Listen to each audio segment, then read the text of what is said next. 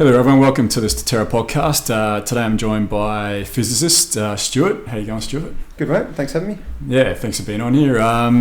Stuart studied undergrad in science and went on to do his masters in physics, followed by electrical engineering as a PhD.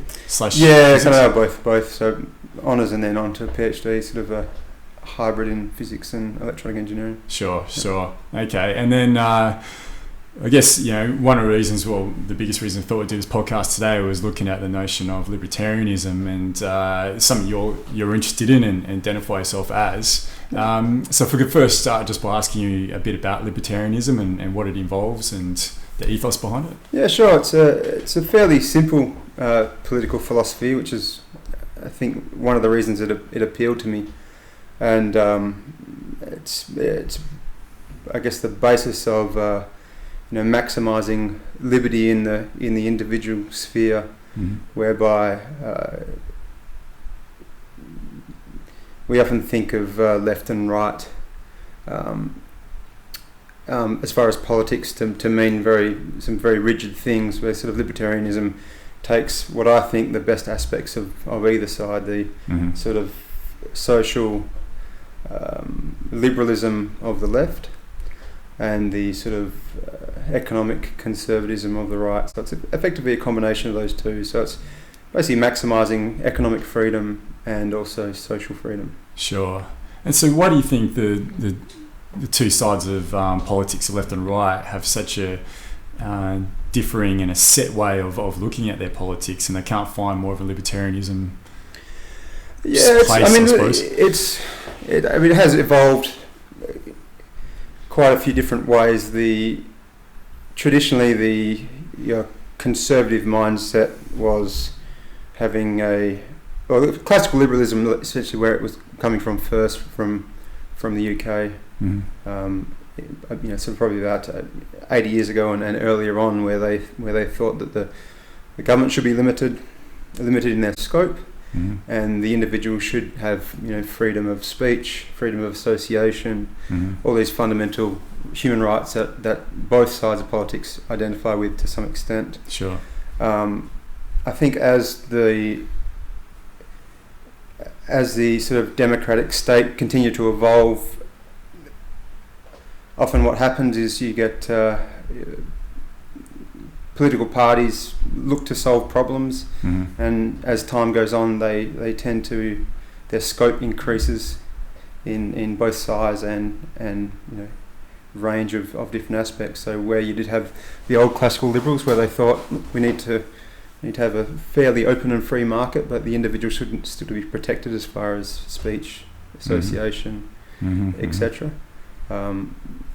But as time goes on, politicians need to look like they're doing something, so more legislation gets passed, and all of a sudden we find we have departments and bureaucrats looking at regulating every aspect of our life, and it's not too popular for a political system to get smaller in time. A lot of politicians, benevolent or otherwise, always like to be seen like they're doing something, and that means their sort of power will increase, and so it's a bit of an ego thing, I think, almost as well. Like, maybe it's not even ego, but almost a survival thing, where they get into a position of, wouldn't even call it power, but I guess they've got some sort of income or whatever it might be based on taxpayers, and they're thinking they need to do whatever it takes to stay in that position, including legislating for different things, like you said, making it look like they're doing something, but also legislating for things that are going to appease people and make them happy. Absolutely. It might not necessarily be the best thing for the people, but it wins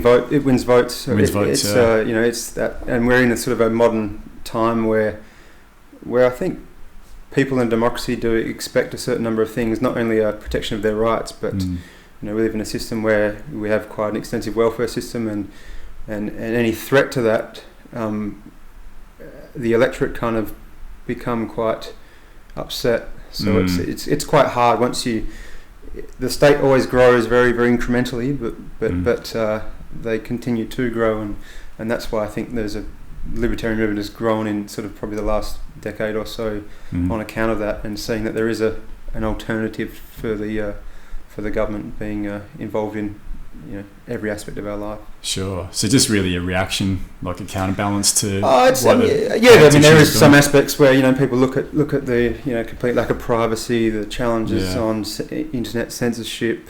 That's just become really evident over the last 12, 18 months, especially, hasn't it? Yeah. Absolutely, and a lot of people going, well, what right does the government have to snoop on my emails? It's for our protection, Stuart. Of course. So I think that there's been a pushback from that, but there's also a lot of people who fundamentally approach it from a moral perspective, which is in my case where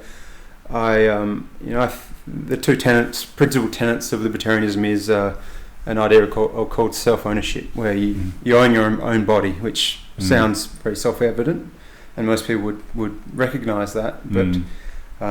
So that's one aspect is the notion of your personal property and private property being very important. Sure. And the other is called what they call the non-aggression principle or non-aggression axiom, whereby you don't initiate force against someone else unless you're defending yourself. Again, which seems to me fairly evident, and I don't think you'd find too many people disagreeing with either of those points. Yeah. And so if you take those two ideas and then put them in a context that we are now, it brings into question a lot of the role of government. Sure. From every aspect of our life, from our view, how we get a job, starting a business, even what you say to other people, and through to policing and things like that. Yeah, absolutely. It's. I think everyone can agree that no one wants to initiate force against another person, or the threat of force. Most of the time, anyway. Well, unless you still get bad eggs there, and the world isn't a perfect place. Yeah. But I think everyone recognises the right thing to do is to not initiate force against another person unless you're defending yourself. And I think that's what a lot of governments look at, that if there isn't that sort of structure put in place of military/police force, etc., that civilization is just going to run amok and people are going to start rioting and looting and running the streets. I don't necessarily think that's the case. I don't think that's who we are. I mean, you spoke about the ownership of our own body and non-violence principle. I think that's who human beings are innately in us anyway. Absolutely. Personally. I think... but we're not given the opportunity to test that out. Well, with those two things come another very, very important aspect, and that's responsibility. Personal responsibility, sure. which is another thing I think everyone agrees with, but seemingly the state doesn't believe that we're responsible for ourselves. No. And that's why they have to protect us from, evil plants that grow in the ground that we're not allowed to put into our bodies, from... in every aspect of our life, they need to, regulate milk. It has to be pasteurised. It has to pass an approval process by a central monopolised interest. And sure. I think if people treated government or saw government as an individual, and libertarians define government as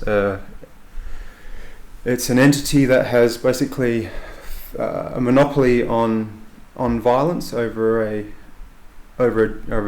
certain geography, sure. within the, in our case, the nation state, and they're the final sort of they have the final decision making. They're the final arbiter of any conflict resolution, and they also have sort of the monopoly on force. Yeah. And I think if we were to treat or look at it if we were treating it as if it was an individual, people would start questioning the legitimacy of it, particularly in some aspects. So it's if you looked at it one person, it's almost like a Judge Dredd character where what was the three words? The judge, jury, and executioner. That's how he described that, and you can really see government as being. Yeah, I mean we have. I mean in our system we have this separation of powers, which is very very important. I mean we're not Australia. It's often quite hard. To sell these ideas in a place like Australia, because we are pretty free as far got as a decent lifestyle. Absolutely, it's a wonderful place to live, but that still doesn't mean that everything our government does is right, or where we should be drawing a line and recognising maybe we can do things a lot better. And holding them accountable as well. Absolutely. Yeah. Yeah. But the analogy about treating it as an individual, like if you had someone who routinely stole from you every 2 weeks without your consent, which some libertarians can refer to as tax. They believe tax is theft because there was no consent. And you've got policemen which can stop and search you, and if you misbehave and maybe engage in some victimless crime, you get put in confinement, so basically your liberties are taken away. If someone else would do that, we call them a kidnapper. Sure. It really does sound like a totalitarian society as well. When That's a pretty loaded word, but it's why do we grant this entity these rights, whereas we would find it incredibly horrifying if we just selected a group of people that could then engage in those same kind of acts. Sure. A lot of people go, well, it's different because we get to vote, and if they do a bad job, then we can vote them out. So that's the social kind of Democrat perspective whereby we can just kick them out if they're doing the wrong thing. But that's of course only in a democratic society, of which there aren't. It's not always like that in every other nation states around the world. True. I mean, at least from the Australian context, we do have that choice, but it is quite limited, as most people that understand Australian politics, and for that sake, most Western democracies are very similar, whereby we have a choice to get the other guys in, but they're all the fucking same. Often there's just a few little talking points difference, and ultimately they're gonna read from the same hymn book. So we are a bit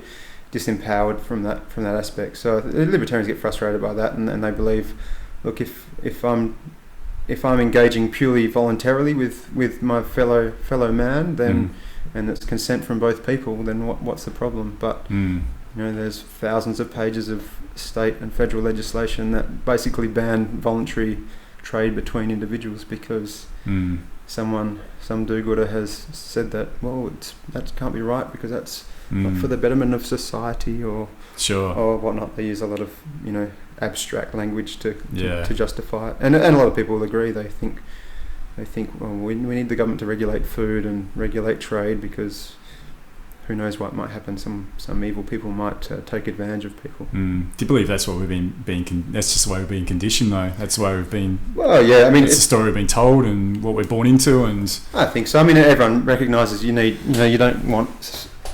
don't want a system where people are putting poison in the food and getting away with it. Sure. And so that's why we often look to the government to solve some of these problems, or we need a central regulator. But what you're basically doing is allowing a monopoly on that. The government's given a monopoly on regulation. So if they say something is safe, then we all assume it is. Yeah. And often it's not the case. Often when you have monopolies, regardless if they're government owned or otherwise, you get bad practices. So it's often a challenge for a libertarian to see why society accepts monopolies in very important things like food regulation is a good one. If it happened in the private sector, people would be crying foul that needs to change. And I think libertarians ultimately see competition as being a very healthy thing. And so that's more the right wing free market. Well, yeah, I mean and I don't really like those labels. It's very loaded when you say sort of left or right, and particularly from a market perspective, that's for me been quite a frustrating aspect, whereby it the free market now is almost like the new communism. It's got a bad rap, particularly since the GFC. A lot of you speak to anyone in the street, and that's where they'll probably point to some of the root causes of the GFC, which I kind of reject completely outright. And a lot of people associate the free market is meaning big corporations like Halliburton and Monsanto, creating these cartels and destroying countries and taking over natural resources in countries and being a force of evil. When the free market itself doesn't actually exist. It's basically more like a medium, and that just basically means if a trade between two people is voluntary, then what's the problem? In theory, and what's misunderstood is if you engage in trade, even if it's voluntary on both sides, you're only engaging it because you believe that you're going to be better off after the trade. So sure. You'll be willing to exchange your $20 for a good that someone is selling, and you see that good to be more valuable than the $20 in the wallet, much like the person selling it sees the $20 to be more valuable than the good he's produced. So in the end, you both benefit, and that kind of idea is lost on a lot of people when you do bring up the market. It comes across as it's these predatory, evil capitalists that have with their evil profit incentive, destroying the natural environment and putting people into poverty. Which, I mean, in some cases there are corporations that do get away with a lot of bad things, but a libertarian will argue that they've been put in that very special position on account of their influence of a lot of legislation and government policies. Sure. Which is when it ceases to become capitalism and more kind of what they call crony capitalism. Yeah. Which is what we have now. And well, that's true. It is, but we also need to look at too that a lot of government / corporations work hand in hand as well. It's no more evident than in America, where it's so clean cut, where you can see through campaign funding, etc. Exactly how that works. Absolutely, and so the revolving door between sort of government agencies and the boards of the major companies. FDA is a perfect example of a very corrupt institution where you have board members on all the big agriculture or big pharmaceutical companies.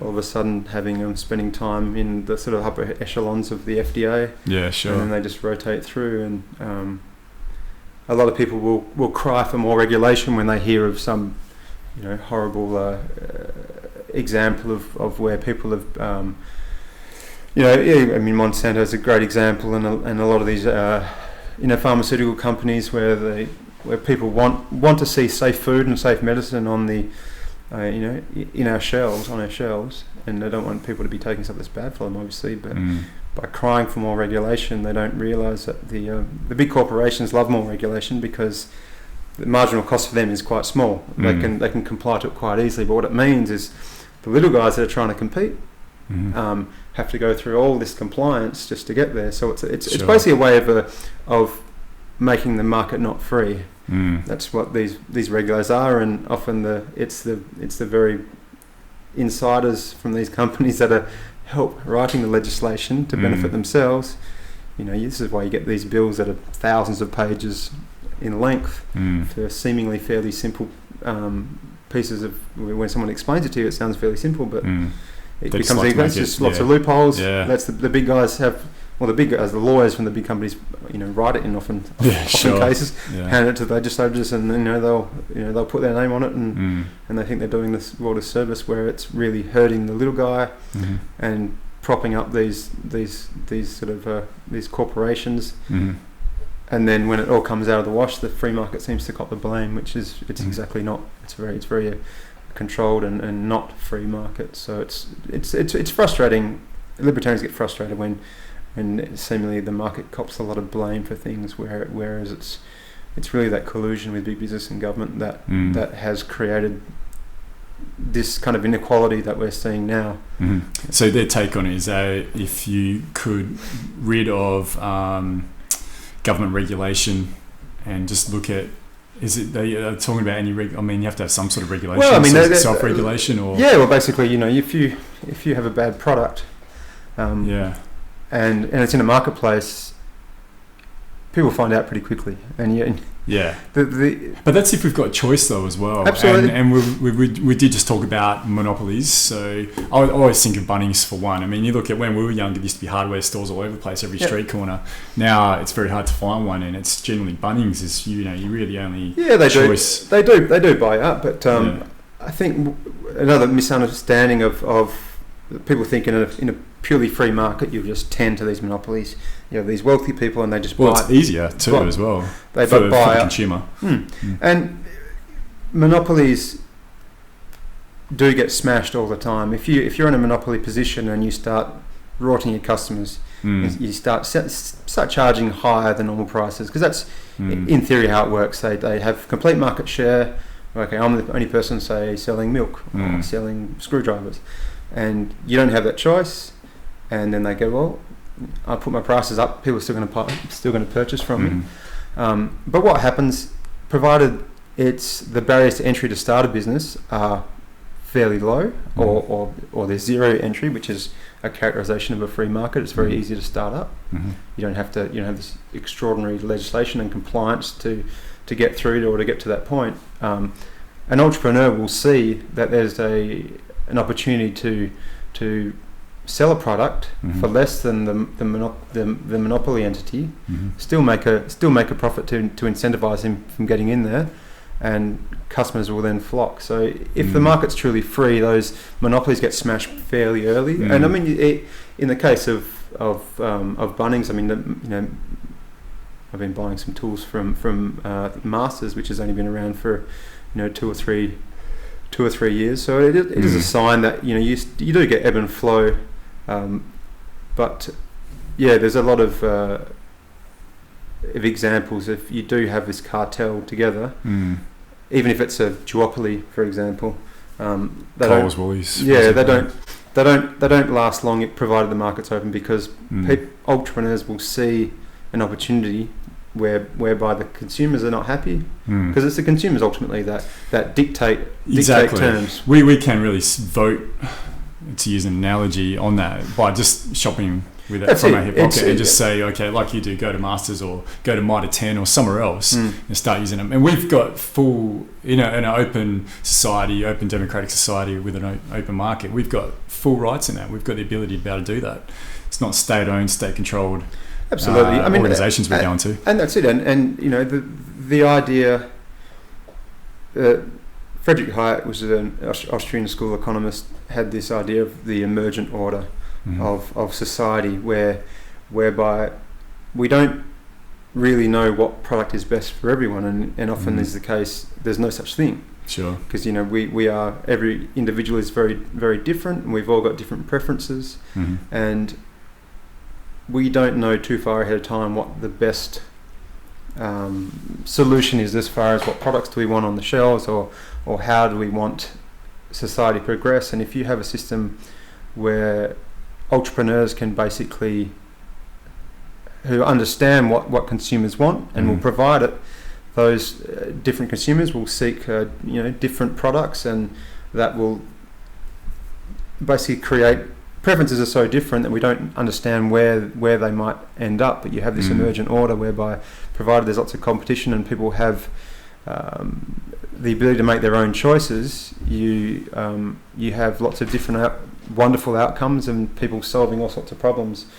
Whereby you have less competition and less choice, individuals don't have that freedom to explore or to express themselves, and you have, I guess, tend to a slightly more centralised and commanded, central sort of controlled economy, which as history has shown, always tends to failure. Sure. And that's why I think the market's such a beautiful thing. It allows people to express themselves so individually, and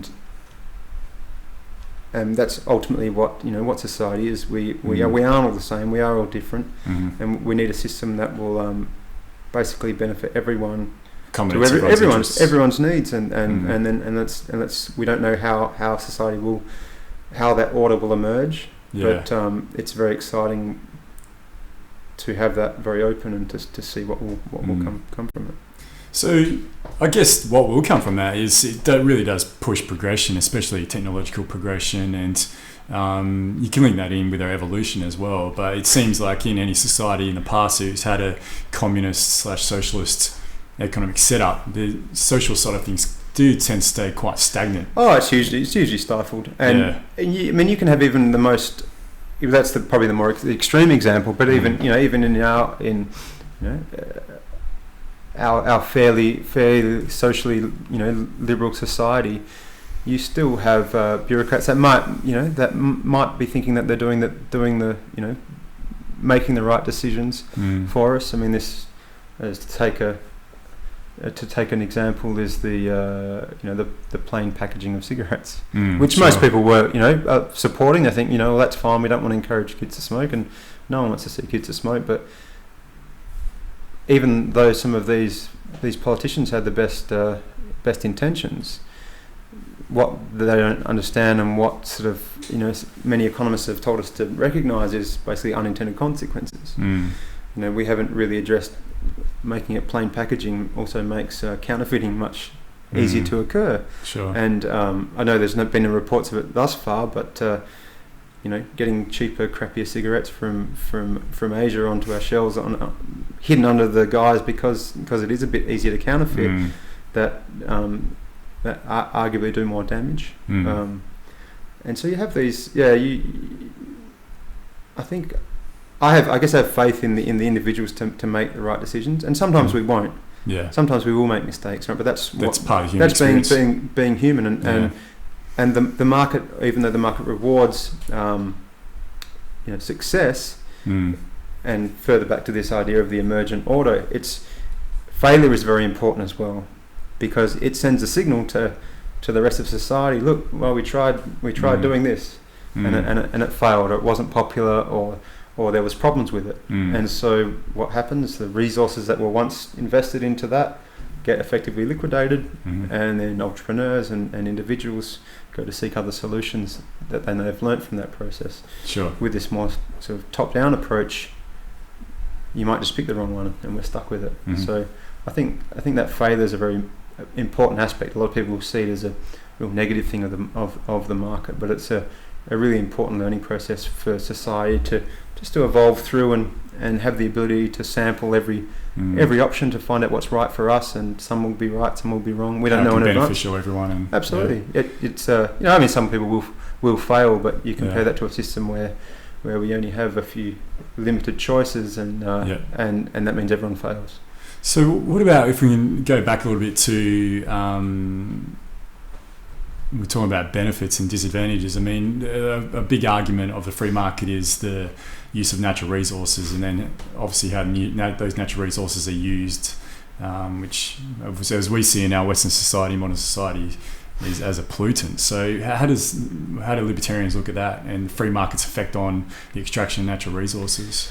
Yeah, well, it's and that's obviously a lot of people point at that. It's very hard to quantify what they call externalities. So basically, when from a role, I guess there's two answers to this issue.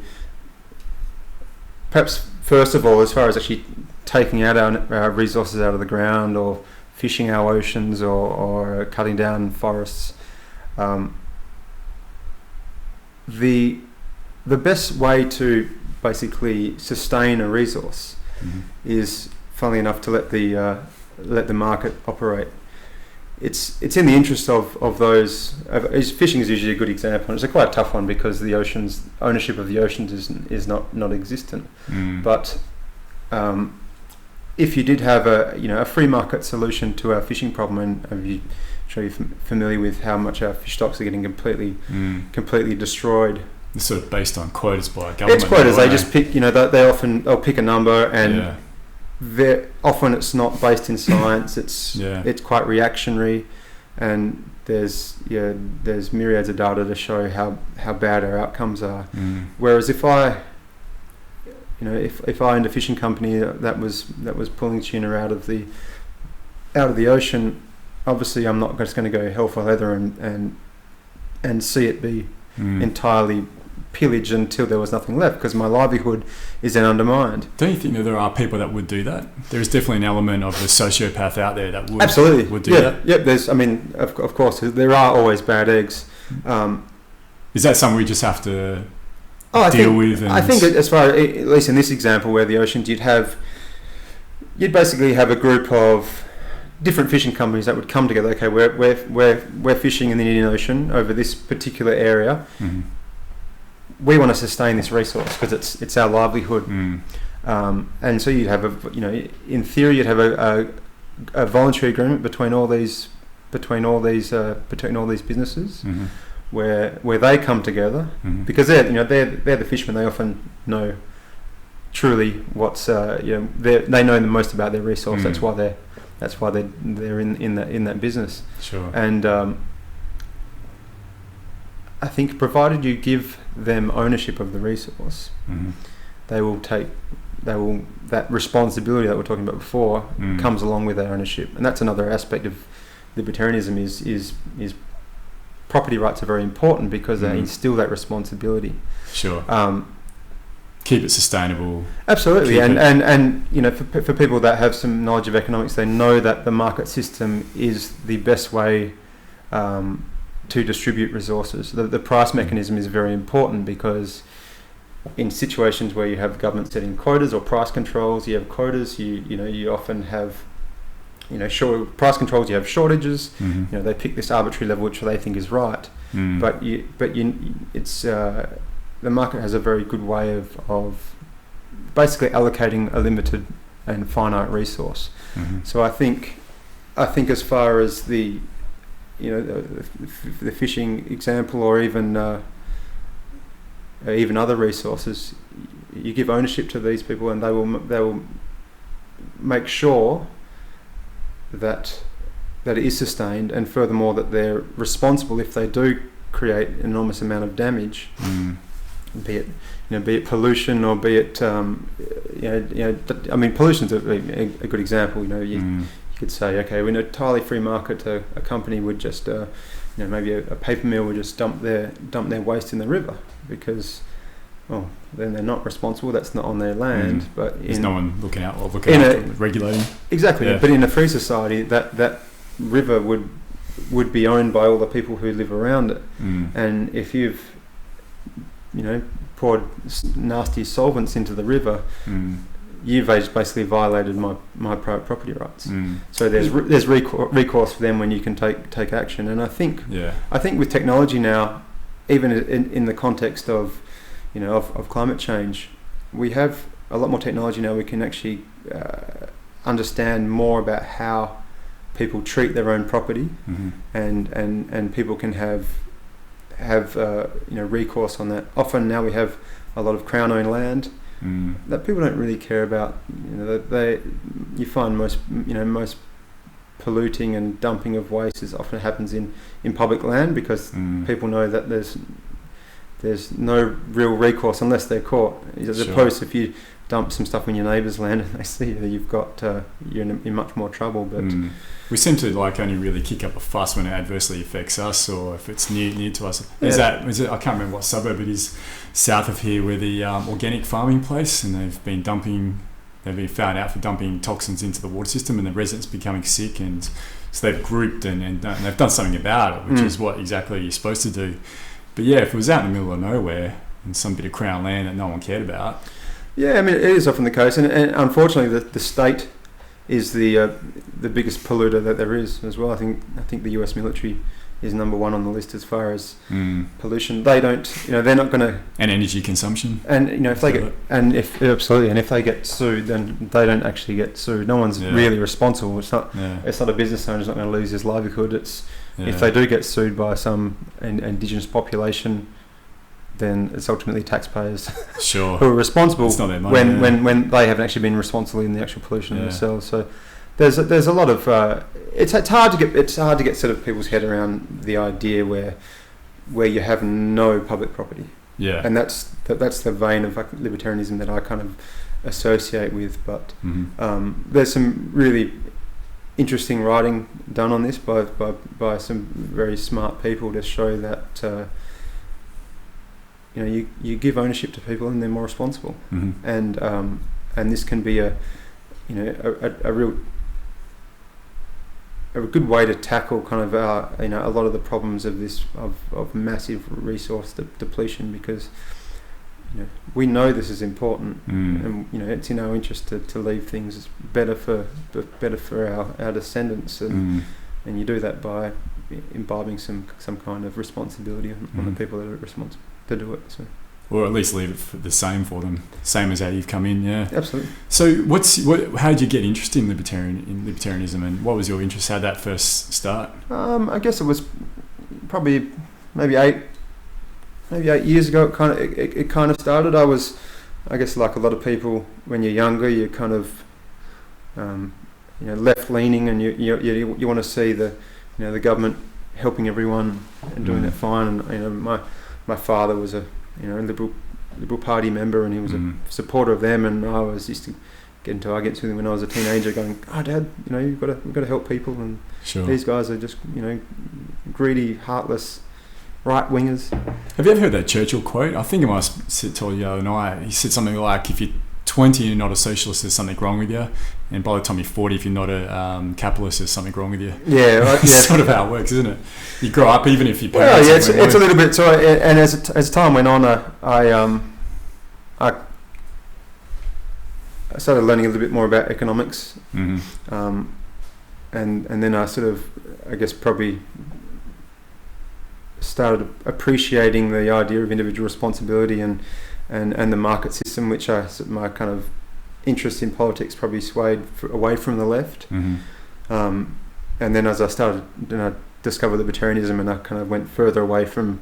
So I went from arguing my dad from a leftist perspective, and then I went on from arguing, saying that the conservatives weren't conservative enough in some aspects and weren't liberal enough in others. So sure. I went across every extreme. So probably the final occurrence was when the GFCs sort of hit, and there was a lot of banter about no economists saw this coming, and I thought that was a very strange statement, and you still hear it today that not many people saw it. So there's people like Peter Schiff. And absolutely, and he was really understood it and understood that, and he also on that too thinks it's going to be happening again. Absolutely, and he was one of the people that sort of came up in my research when I should have been finishing off writing my PhD thesis. So I started reading economics, and I found that there was a group of people that were jumping up and down and warning about these things happening, and that got me into Austrian school economics, which then kind of led me into sort of libertarianism. And Ron Paul as well was probably an influence. Maybe sort of probably 8 years ago I sort of started paying a bit more attention to his message, and I thought it was quite new to hear kind of a constitutional conservative talking about legalization of marijuana and encouraging the US to rethink their sort of militarism abroad. It was ideas that you don't often associate together, and so they appeal to me as economic freedom and social freedom together. Today, at least in Australian politics, we don't really have that representation. We have the Labor Party, which are probably a bit more socially liberal than the Liberal Party, but and vice versa, the Liberal Party a bit more economically conservative or economically free. It's the idea of that kind of Nolan chart, which is sort of changes the way people are thinking about left and right, and more think of it along axes of economic freedom and social freedom. So like the Greens, who are socially liberal, but insist on a sort of highly regulated economy. So as far as an economic freedom rating is quite low, but their social freedoms are high. There's not really a lot of scope of libertarianism where we have high social freedoms and high economic freedoms. I mean, there's a little bit. There is a Liberal Democratic Party which has just got a senator into the New South Wales in the federal Senate. It's starting July, so that's quite hopeful that it'll raise a bit more of a awareness. But I think there's a lot of people who appreciate aspects of what the Liberal Party do from an economic standpoint, but are, like me, quite horrified at some of their social policies. And vice versa with the Labor Party. And and the Greens as well, though. I think a lot of the stuff the Greens do is fantastic, but it's their economic policies I've got a lot of problems with. So for a long time, across all sort of social democracies, there hasn't been a lot of representation from that sort of large amount of freedom on both axes of that kind of chart, and that's. And why do you think that is? Like probably what we're talking about before. It's a politician always likes to be doing something, and I think as a voter, you want a lot of people expecting politicians to solve problems. Hearing a politician, if there's some crisis, like the global financial crisis, for example, I think it would be democratically unpopular if someone was to say, I think we should just do nothing. I think we should just take our hands off, and that's that's what the free market economists were saying. The market's a great system for economic growth, but when things are askew, you need that recession to correct things. Yeah, that big correction. Yeah, and it will be painful, but it's ultimately healthy. It weeds out the bad ideas and the bad investments and the bad decision makers. And they should lose their jobs, so their business should go down because they've done a bad job. And that's a major tenet of someone like Peter Schiff's, his argument that eradicates all that. The free market says no, Yeah, and you have some pain, but those resources are then liquidated. Sure. Someone else will take them up at a cheaper price, and then all of a sudden you get going again. But it's when people are losing their homes and people are dependent upon a lot of welfare when they're out of a job. For some people to go, look, we're not going to bail out these companies whose people are employed with. We're going to do nothing. It's a little politically unpopular because a lot of people don't, I guess, appreciate. A lot of people don't have time to go and read sort of economic textbooks in their spare time. I understand how it truly works. Absolutely, and it's a lot easier to say, look, we're going to pump money into this and improve education or improve this by throwing more money at it. And your initial response is, oh, that sounds great. That's what we need to do. We need to improve education. We need to improve this, or we need to help this company. Whereas often the way that government throws money at things, it can often be continuing a bad investment, or it doesn't allow for a system to kind of improve. It more just continues on. Well, we're seeing that. The big one in Australia, of course, at the moment is the automotive industry, where for years and years, that's what the Australian government have been doing, is putting hundreds of millions of dollars into the automotive industry. Obviously, the same thing's been happening in the US as well with their automotive industry, and to no real great advantage, really. And a lot of the automotive industry problem in the US was really through bad practice and inefficiency in the first place. It wasn't necessarily to do with the market conditions, or they built some shitty cars as well that didn't help during periods, and it was a overall sort of global financial turndown in the 70s, and then again obviously in 2008, 2009. But to generate all this money from taxpayers and put it into a system that was fundamentally flawed in the first place seems nonsensical, really, to me. Well, it's you're exactly right. It's like, what if my business isn't doing well? Can I put my and that's can you give me some money for my bad decision making? Yeah. I mean, the unions have to take a bit of responsibility on this, because they've been very heavy-handed with the way that they've sort of held the car makers up, where they've insisted on particular conditions and high wages that Australian companies just simply can't compete with wages overseas. And what the unions, they're very interested in getting the best for their workers, but you can only push wages up so far before the company that the employees are working for just become wholly uncompetitive. Have you heard of it was prevalent in Detroit in, say, the 50s, 60s and 70s. They called it double dipping or double tag or something like that, where basically they'd have they have an assembly line, and they'd have two people working on that assembly line next to each other. And the analogy this guy uses, if one guy's got the cup, one guy would fill the water, bring it along, and this guy would put the pen in it and then fill on. But one person could easily do that job. So that's exactly what they used to do. So they had two people employed to do a job that one person can do. So one person would stay at home until 12 o'clock and then come in and work from 12 to 4. Other guys done 8 till 12. So they're doing half-day work for a full-day pay. And that was prevalent and just rife through the automotive industry in Detroit. So it was this whole income inflation came in and came through, which looked great for the economy because the employees are spending money, etc.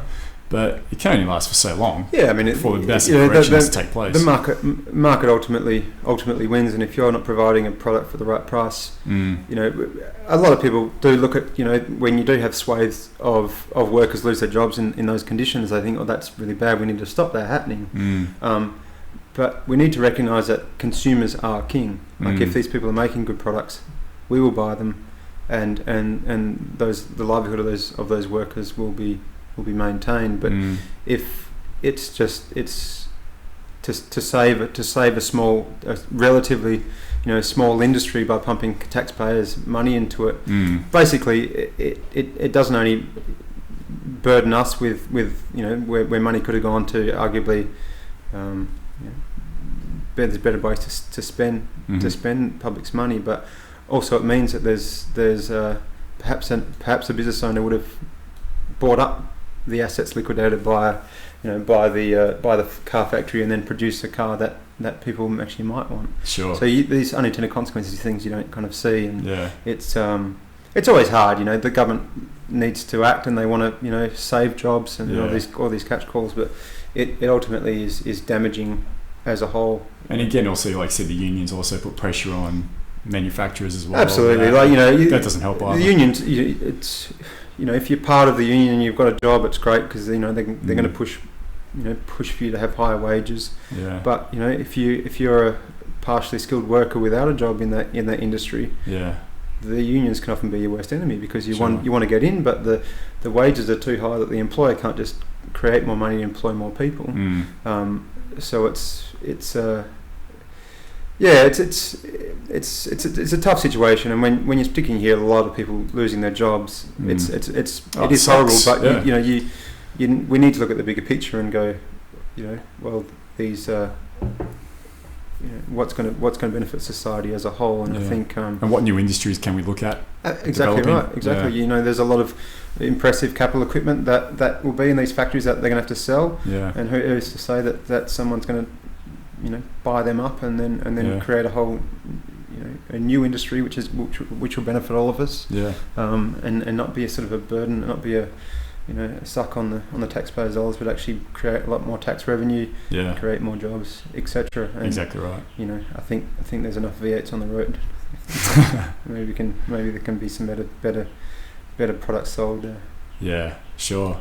So I don't know much about free trade agreements, but is that something and how does that fit in with libertarian views as well? Trading. I guess from my perspective, and again, it comes down to this simplicity, which is also what appeals to me. I think if a trade is voluntary, then there should be no reason for any entity to block it. Free trade agreements, it's kind of a strange kind of term where you need to agree to agree. Sure. We have these voluntary agreements that are signed in paper. Like I always get quite confused when you hear these, the TPPs. One example, I don't understand why we need, they're not free trade agreements. They're quite the opposite because they stipulate an incredible amount of rules and regulations associated with how you do trade. For me, that doesn't sound like free trade at all. That sounds like they're picking particular entities to do it, and where it might facilitate new trade in some areas, you often find in the fine print it's not quite so. So I'm always suspicious when I hear of these.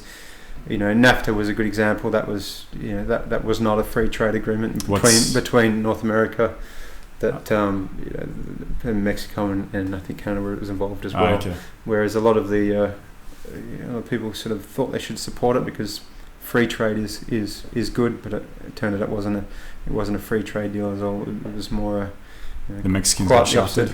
Well, there was all sorts of dodgy business going on. I think I haven't read up in quite a while, but there's lots of caveats into certain industries gaining particular privilege onto particular exporters. I always trouble to get my head around the idea that we need to have these overarching agreements.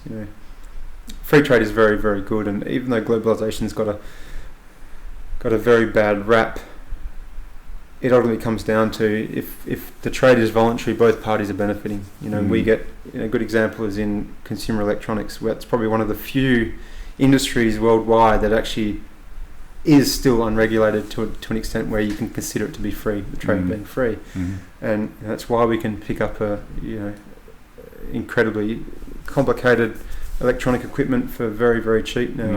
A lot of other industries we're seeing prices rise, but electronics is one where prices decrease, and that's characteristic of a free market. Prices do decrease. There's more competition. You get more innovation. better outcomes for the consumer. It's ultimately pleasing the consumer. Doesn't it just so lend itself to, obviously the big one is working conditions and things like that. With these cheaper prices, something has to give, and generally it is working conditions for especially electronic manufacturers. Absolutely. I mean, you look at, we do sort of, you take a snapshot of factory conditions in so Foxconn's a good example in. That's Apple. And they do a lot of iPods and iPhones. Of which they are definitely looking at it now. I've read something last week, I think, that they are looking at changing things. And that's really just due to consumer pressure and... Absolutely. And not only that, it's also, competitive. Labour's not as cheap in China as it used to be. Sure. You always have exploitation. You have exploitation everywhere. But when you have a generally free market in labour, and I have the choice to work for factory A, B, or C. They have to compete for your labour, so they have to provide a competitive wage and conditions. Because that's really, they're not paying you; you're selling your labour to an entity, isn't it? That's what a lot of people don't understand about income as well. You are generally signing a contract, and that's what really frustrated me about the Howard government bringing in these different agreements, bargaining agreements, when really should be, and there was a lot of pressure on the employee. But it's really up to the employee to say, this is how much my labour is worth. Absolutely. I mean, it's a contract. It's like anything. You should be able to agree individual terms. Yeah. The industrial relations system in this country is a whole different kettle of fish. But ultimately, these, the factory worker in China hasn't been forced to go and work there. He's decided to leave. Leave a rural environment where they're doing backbreaking labour for 18 hours a day to go and work in a factory. For them, comparatively, is much better. They're getting more money. They're sending it back to their families. They've chosen it. We look at these factories from an Australian context and go, oh my God, they're doing 12-hour shifts. There's barely any air conditioning. They don't have the same rights that we do, but. I think it's unfair to compare the two because it's a different country. Sure. And you look at the massive number of people that have been drawn out of poverty as a result from these factories opening up. And you ask these workers there, they prefer to work there. It's not ideal, but as provided there's a reasonably open market in employment and a free market in employment, and as more businesses go to China to do manufacturing, more options open up for the employers, and once these guys have skills of working in these factories, and then they know that they're worthy, and the employers want them, and they'll leave if there's a really heinous employer who continues to have bad practices. They get weeded out. Sure. Because through consumer pressure, where information gets out of how they're treated, and people go, well, I'm not going to be buying from there, and also from competition in labour, and so it's I think it's hard for Australians to look at how lucky we are with our working conditions, and then get a snapshot of the conditions in there and go, oh, that's terrible. I refuse to buy from there. I'm going to boycott this, and I've always argued that it's I want to buy from these places where there's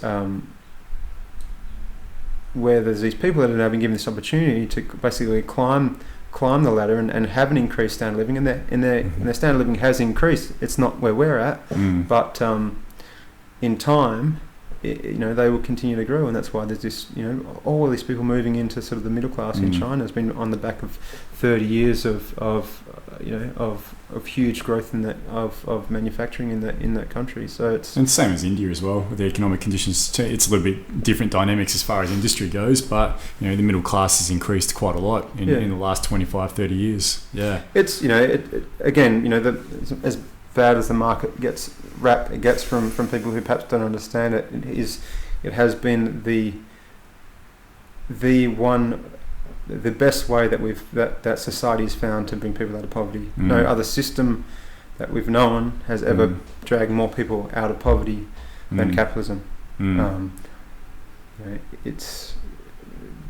There are situations that people point to that they think capitalism is to blame, but it's obviously most times it's when it's been influenced by third parties where the competitive or free nature of it is undermined, and that's where you do get kind of bad outcomes. But it's it's the market itself is often gets a bad rap, and I think people are taking issue to the extent of that. Like the 1% is the most common analogy, where that the wealth really does seem to increase in a pyramid fashion to that top, and I think that's what a lot of people have the issue with. Absolutely, and you look. I mean, anyone looks at how that is not only there've been this inequality, but it's been massively increased, particularly even since the GFC. Yeah. Which it brings everyone up, like everyone comes up with it, but it's sort of exponential for those. Well, yeah, I mean, I think that the product of the reasons for why the uber rich are continuing to getting further rich is that they're the crony capitalists. So who holds them accountable though?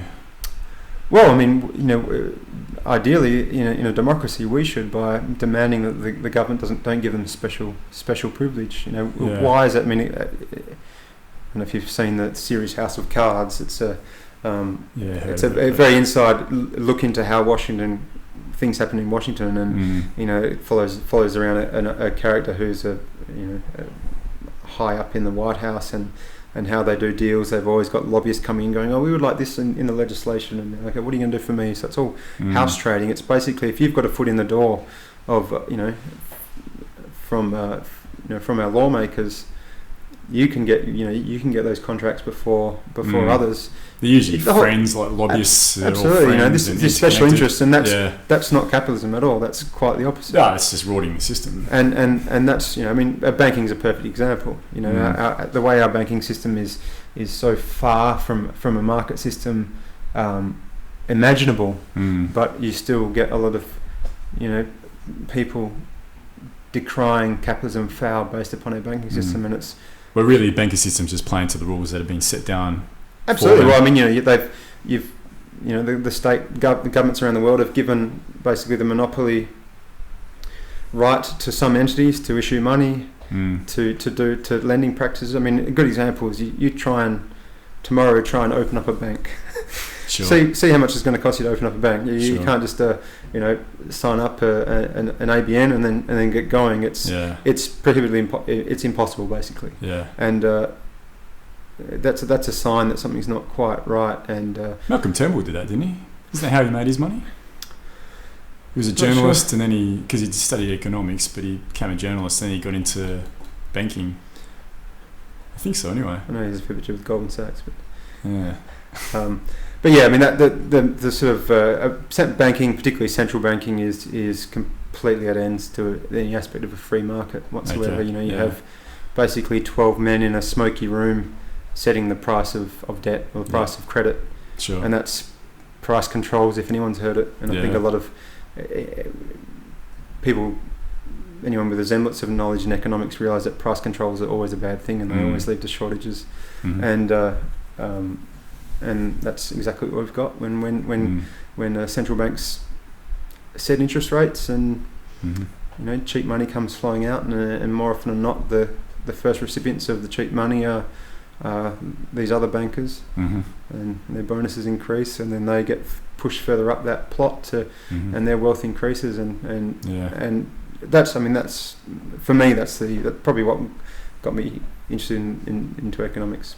Principally was sort of monetary theory, understanding that, and I think I've always said if people truly understood it, if we could play a documentary on free-to-air TV overnight and everyone watched it, we'd have a sort of a genuine revolution in the morning. People would be out in the streets with pitchforks going, this is fraudulent, this entire system, and that's what everything's based on. So you can have good nice open markets in some system, but when you have a monopoly entity just printing money and devaluing the value of that money with the more that they print, it's there's for me no question about why in the last 30 or 40 years we've seemingly had this boom, and you print more money. There's more money floating around, and everyone seems to be making, getting rich. And it's really just based on people taking on more debt, though. That's all basically. That's all that happened. Yeah.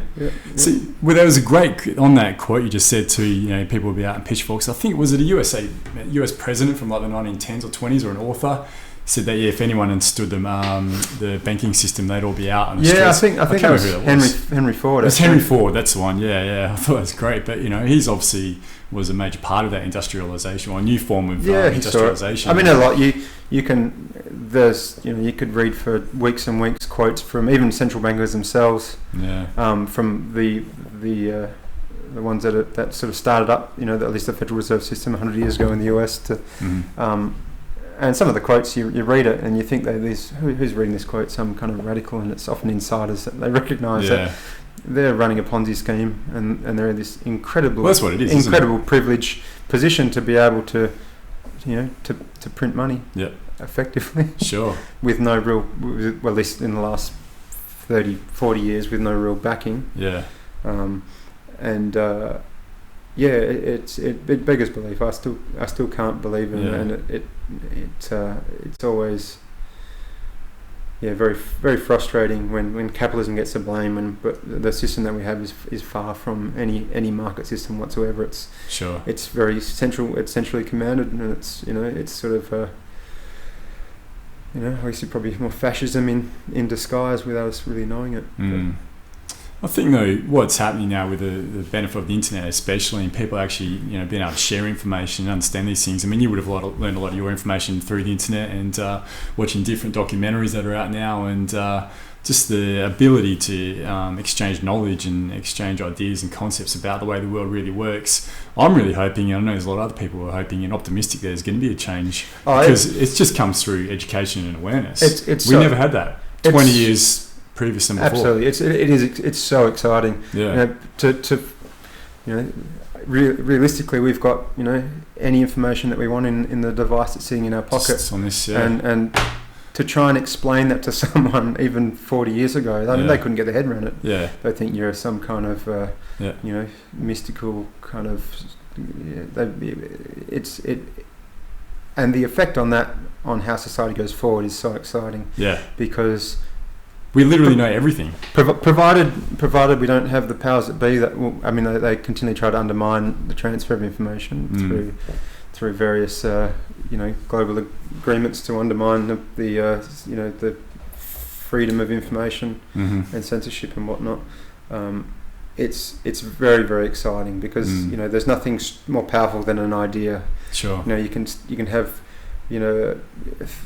thugs with guns, or the state apparatus with guns forcing us to do things, but once an idea is in your head and you believe it, you can't get it out. So it's transformative, and I think a lot of people, people in positions of power do recognise that threat, and that's why there's legislation on the books of just about every country on the planet trying to effectively undermine it. I mean, in some cases for good reasons, but the fact that it can give them control to stop that transfer of information is very scary. And in Venezuela, I think it was 2 days ago now, the government ceased Twitter availability, and that's been the massive thing of technology, Facebook's, Twitter, etc., that people have been able to group and get ideas together and actually put them forward. It's been a huge, powerful tool for the Arab Spring. The Arab Spring, all through that, through South America. There's always been uprisings through South America. Can be argued that a lot of that had to do with the Americans, but it's time for another podcast. But now, for the last 5 or 6 years especially, they've been able to group through technology. But the problem is the governments still have a lot of control over that. And as they have done in Venezuela, they want to cease it. Same in North Korea, China are very limited as well. So I think that's going to be the next hurdle. Absolutely. Creating a technology that can supersede government control. And that's the other thing, so going back to the market, that's the exciting thing about...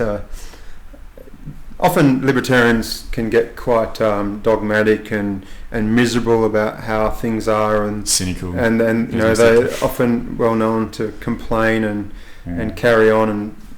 But one beautiful thing about a market system is you have people that are trying to solve problems, and this privacy and the censorship is one perfect example, where where a lot of people are coming up with very innovative IT solutions to get around things like censorship, to increase our privacy, and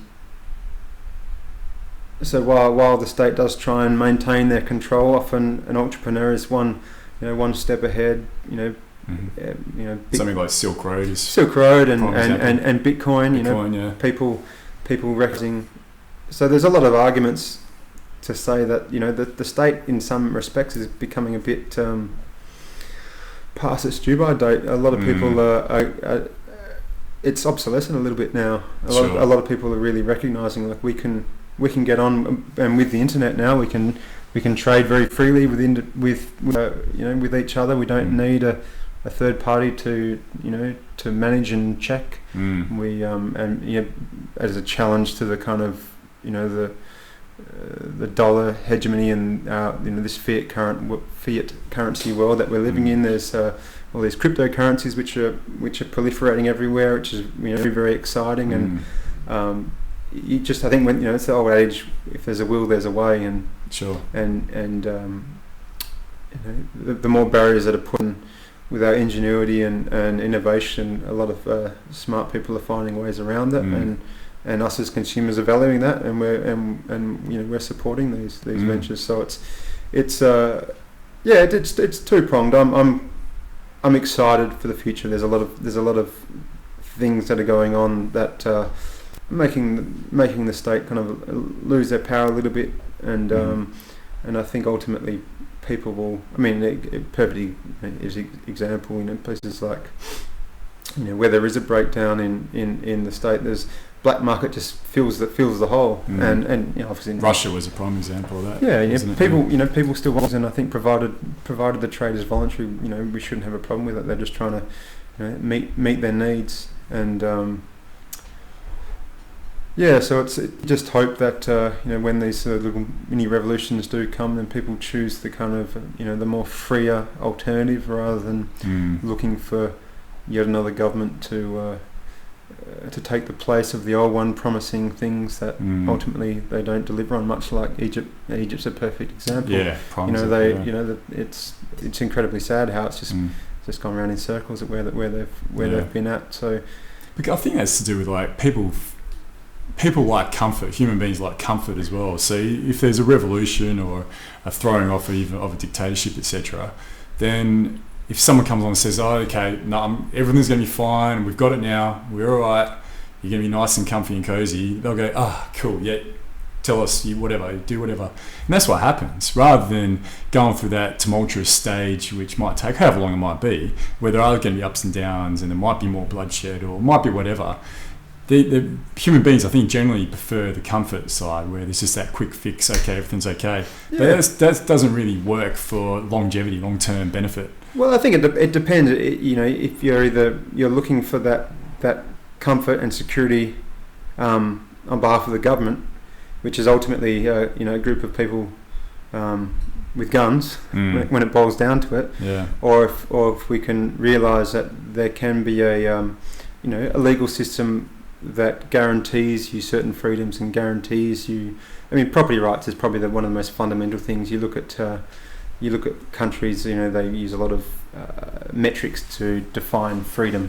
Freedom index is hundreds of different entities kind of characterise. Put a ranking of how economically free entities are, and often that's correlated with property rights. Right. So if you're someone and you want to buy a house in a certain country, if you've got freehold rights on that, so when you buy it, it's yours. People will be looking to invest, looking to buy in that country.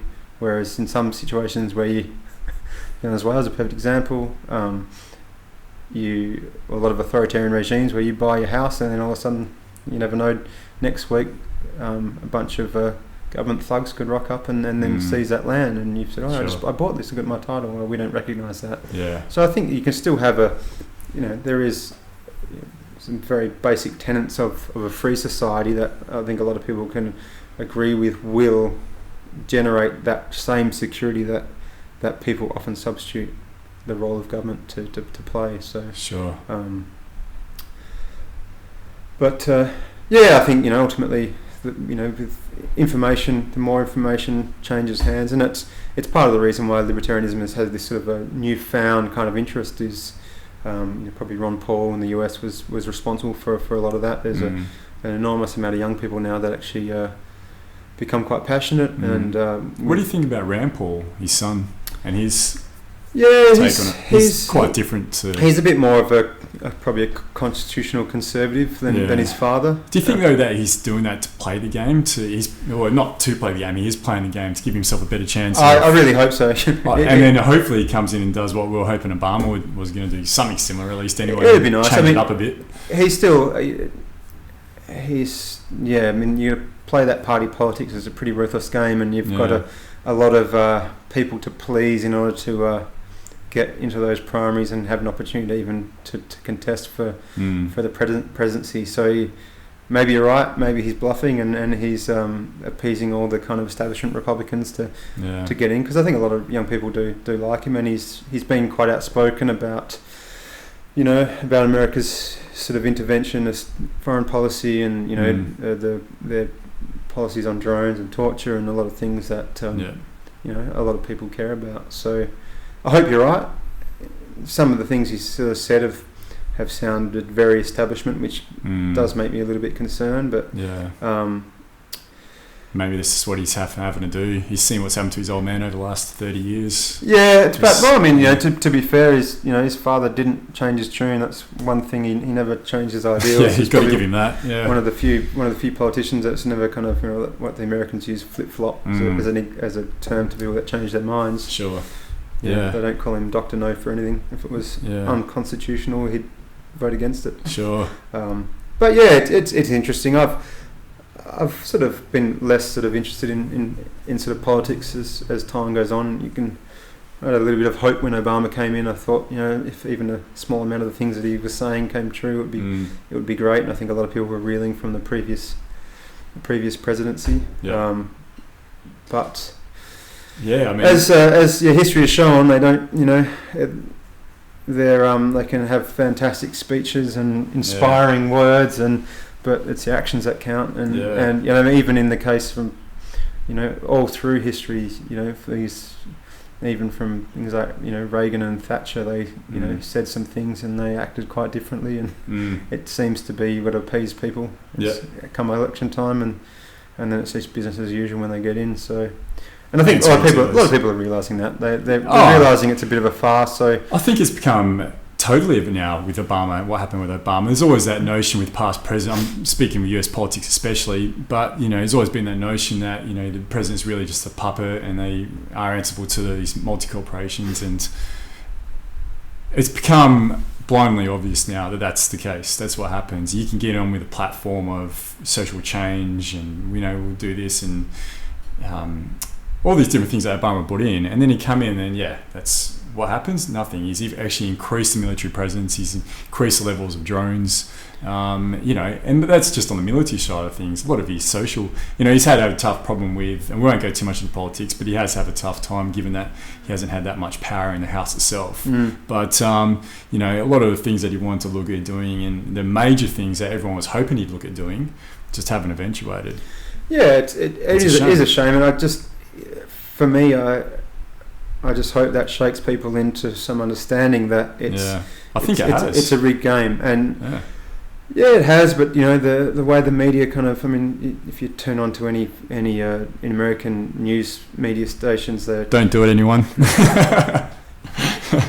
They're talking about 2016 already. It seems to take up half an hour, and who's this Chris Christie and this guy and that guy, and they're talking about it, and it's just incredible, and people are, the public gets seemingly fired up about it, or at least some of them do. Yeah, and follow some line, follow some ethos run by someone to absolutely. I'm going to get on board. That's what I'm really hoping that, again, going back to technology can really help with that, and hopefully by the next election, 2016, maybe not that election, but 2020, where independent media has got a real stronghold in the options for people, because now we have the opportunity. Now we can watch different independent media outlets through the internet, through YouTube channels and I think it's definitely easier now.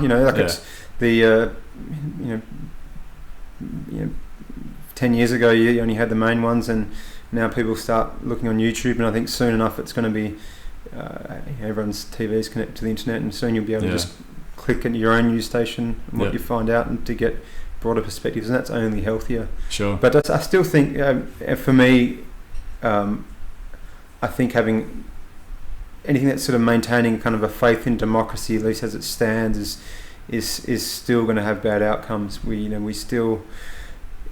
It's still a fundamentally flawed system, as far as I'm concerned. It's based on coercion, and if we're truly inspired by making new change and leaving this place to be better than it is today, I think we need to fundamentally address that social system and go, while governments do some good things, there's no doubt about that. Is there a better way?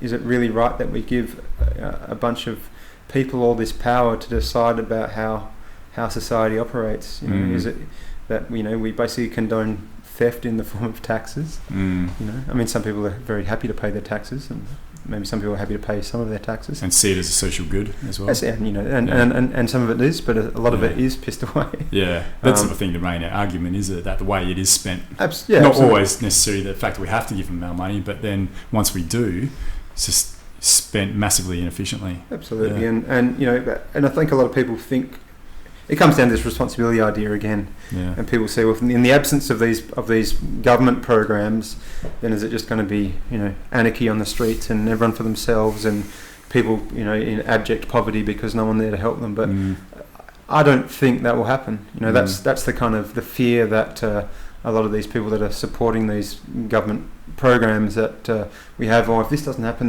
people will be in so much trouble. But I think generally people are good people, and if you instill with them more responsibility to help their fellow man, then they will. But that comes through social pressure anyway, doesn't it? We spoke about that a bit before, and that works in hunter-gatherer societies where there is that social pressure to sort of conform, for lack of a better word. I think the difference is it compulsory or is it voluntary? Like ultimately, better outcomes happen when interactions are voluntary.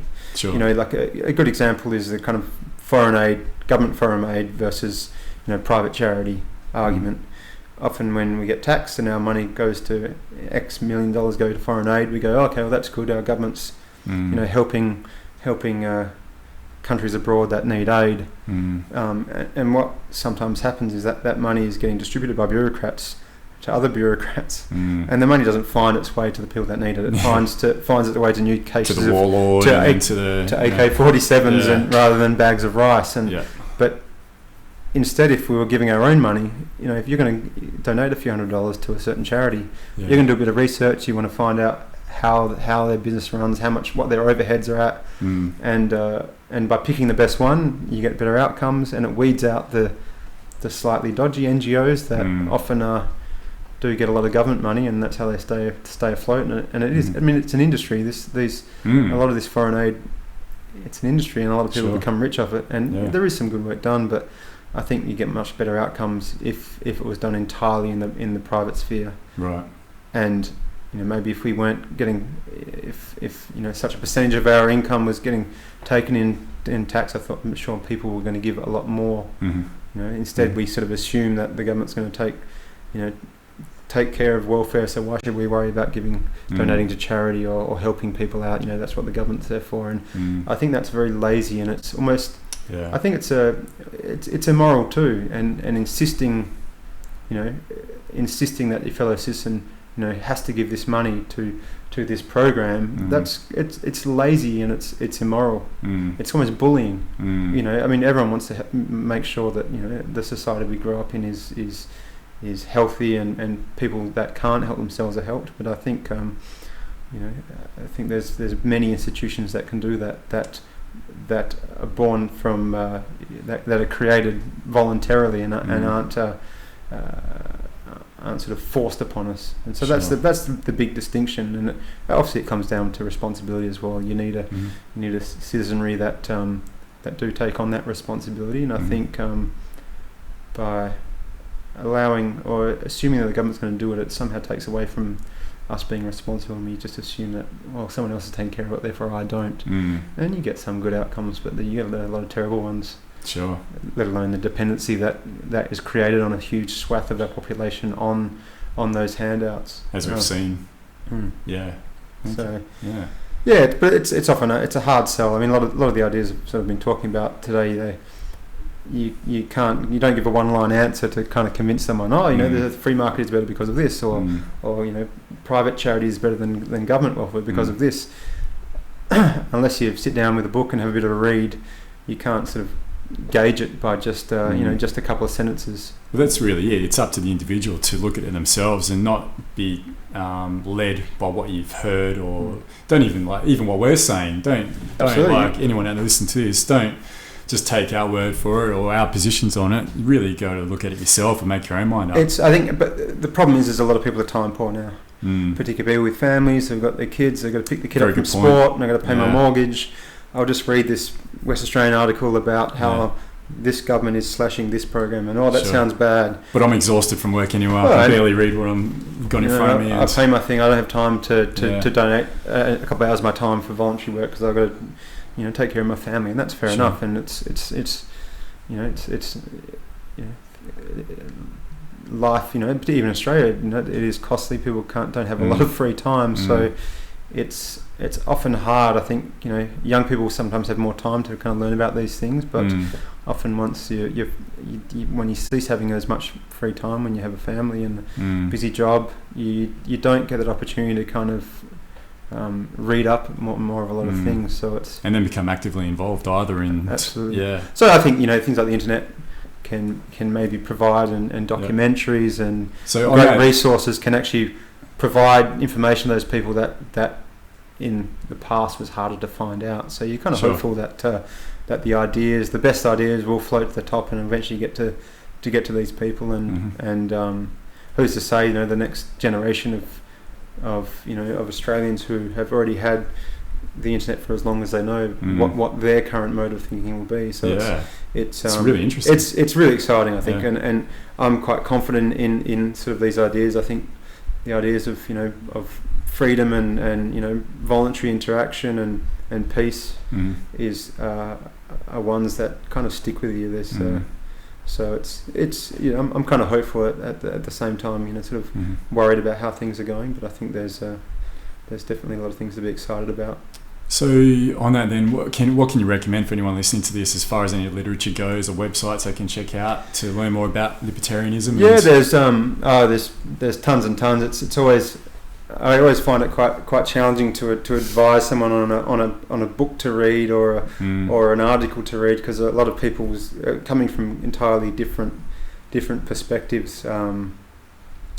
But maybe I'll give you a link give you a bunch of links, and then people listening in, if they want, they can chase it up, because there is, like everything, we're all individuals. We have different preferences and different understandings. So often, just pointing people to one or two things can often not be suitable. Some people might want to read books. Some people want a 5-minute documentary to 5-minute YouTube clip to do it. But I've got tons of good stuff, so I'm more than happy to hand it on to you. And if people are interested to read up more, then they're more than welcome. And they can always Google as well in the meantime. Absolutely. Just have a look and see what's there, find out for themselves and decipher it for themselves. It's out there, the information's out there, and I think that's the most exciting thing. Once the ideas are planted in our heads, and they if they're good ones, they tend to stay, and you can't sort of stop an idea whose time has come. So I think that's kind of the exciting and very positive aspect of some of these ideas, that let information be free, and often the best stuff rises to the top.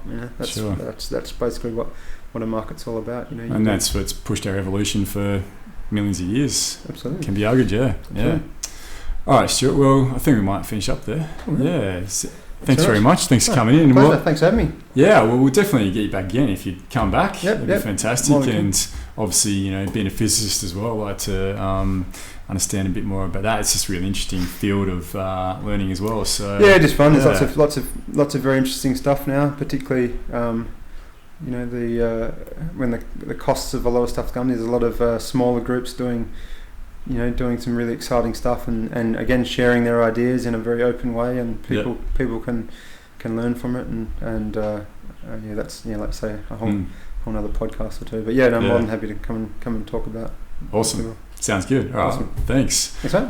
All right. Well, thanks everyone. And if you want to send any of the information on libertarianism, I'll put some links up as well either on this YouTube link or on the Facebook side as well. And you can have a look at that. But see how you go. And thanks very much for watching. And we'll see you next time. Cheers. Thanks, mate. All right. Thanks again. That was awesome.